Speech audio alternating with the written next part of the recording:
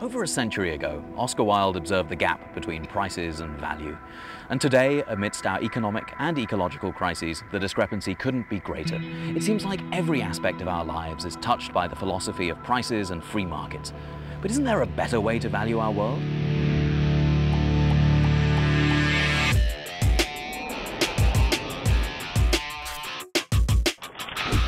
Growing up, my parents had a convenience store, and my favorite thing there was the price gun.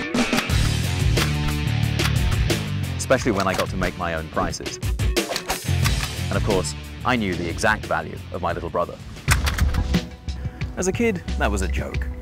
But given our current crisis, when we see this as more valuable than this, when most people can't afford this, but they call this a value meal, where a tomato farmer gets paid less in a year than a Wall Street banker gets in an hour. It seems as if the joke is on us. So how do we get here?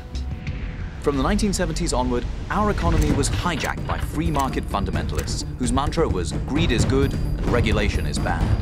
But it gets darker still. I encourage you all to go shopping more. We were all along for the ride. We bought, ate, and drove more, and paid for it with debt, diabetes, and pollution. We mortgaged our future and called it freedom.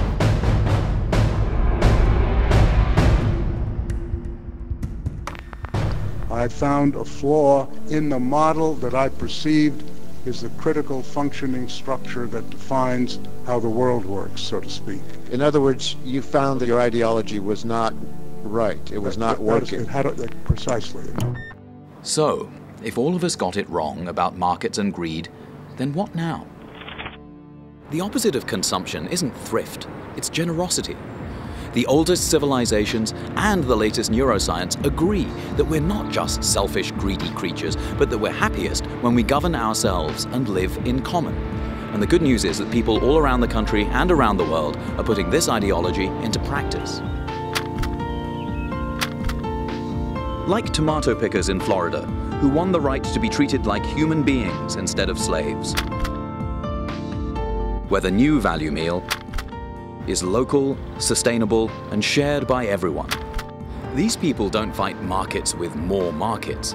They realize that through real democracy, and not a price gun, we can all learn to value our world anew.